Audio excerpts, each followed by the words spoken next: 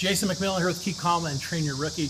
This video is going to be on making connections between a fire department connection and your apparatus. We're going to preface a few things. This is my preferred method, and it is unique to my fire department and the way that we operate, as well as the buildings that we have in our jurisdiction. Here's how I'm going to preface this. We have some buildings that have only sprinklers. We have other buildings that have only standpipes. We have some buildings that have both a sprinkler and a standpipe within it, and they have separate connections for us to use. We have other buildings that have a single connection for both the sprinkler system and the standpipe.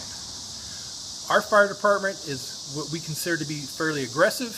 We believe that the best water is fast water, and the best water that's fast water is water that we bring with us to come out of our fire apparatus through systems that we control. So if I have to pick between a standalone sprinkler or standalone standpipe, I'm always going to go to the standalone standpipe. I'm going to trust the sprinkler system to do the best of its ability, and I'm going to want to immediately get water under my direct control into the building. So we're going to go through that operation, okay? Other things that I want everyone to keep in mind is on my fire department, this is what the first due driver engineer is going to do.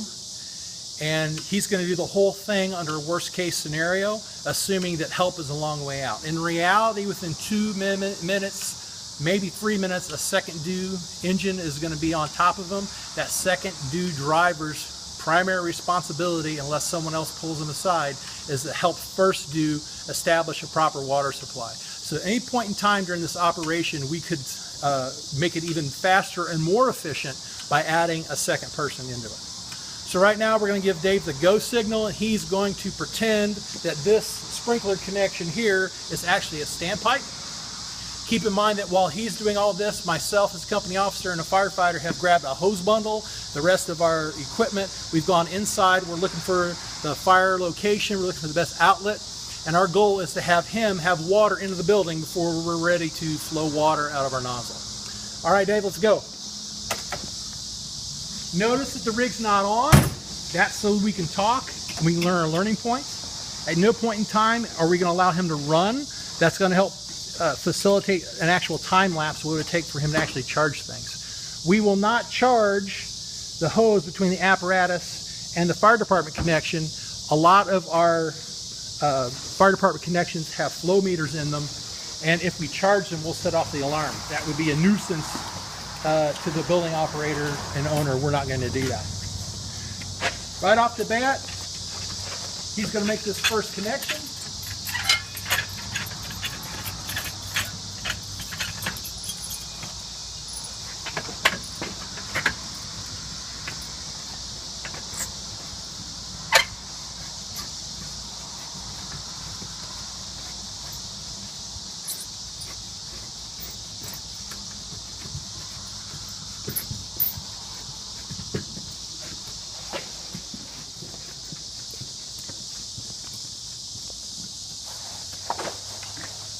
At this point, he'd be charging this at 150 psi.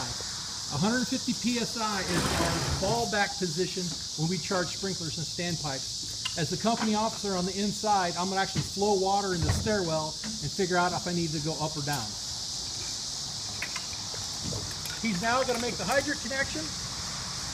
This is the most lengthy operation out of this whole thing. If the building you have is compliant with the building code and does not have an exemption, remember that there can always be written an exemption for a particular building, you should have a hydrant within 100 feet of any fire department connection.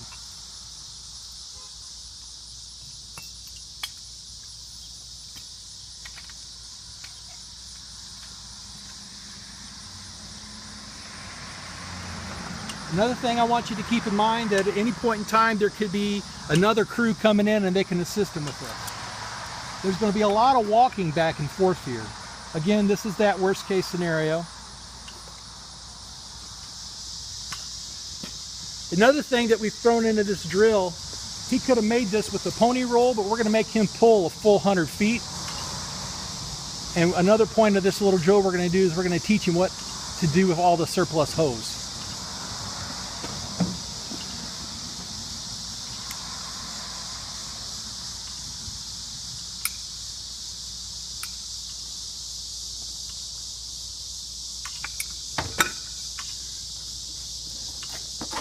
Other side, Dave.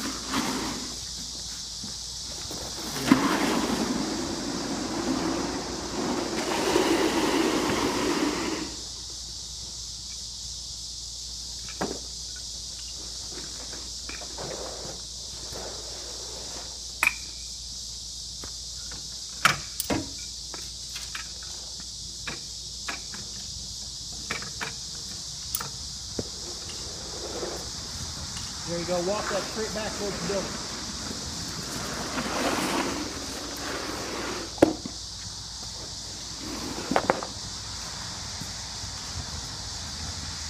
Firefighter Sarah just completed his probationary year here on the fire department. He just earned his blues. And now that he has completed his first year, he will be allowed to act up as the driver engineer. So we've been working a lot with him on his pump operation. You'll be seeing him in more videos.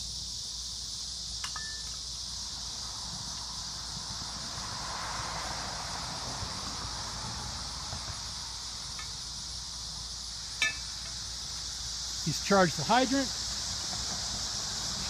What I wanted you to notice was it's within 60 seconds thereabout. I didn't have a stopwatch going. He had water into the building.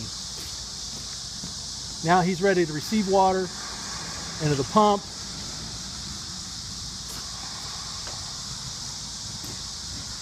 Now he's making more connections.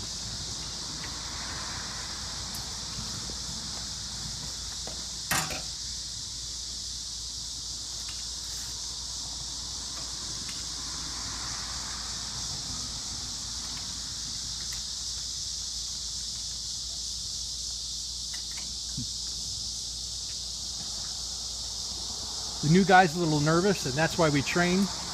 We get these little tidbits, nervousness, and little details. We have them work them out. There's no substitute for hands-on training.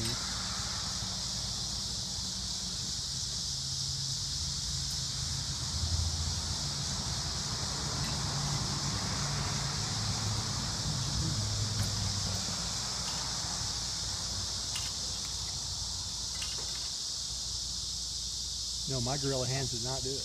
There he goes.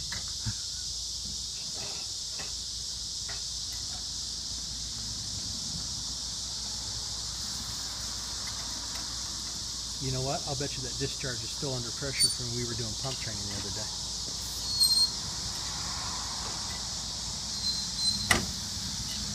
Yeah. Didn't get drained, did it? Nope.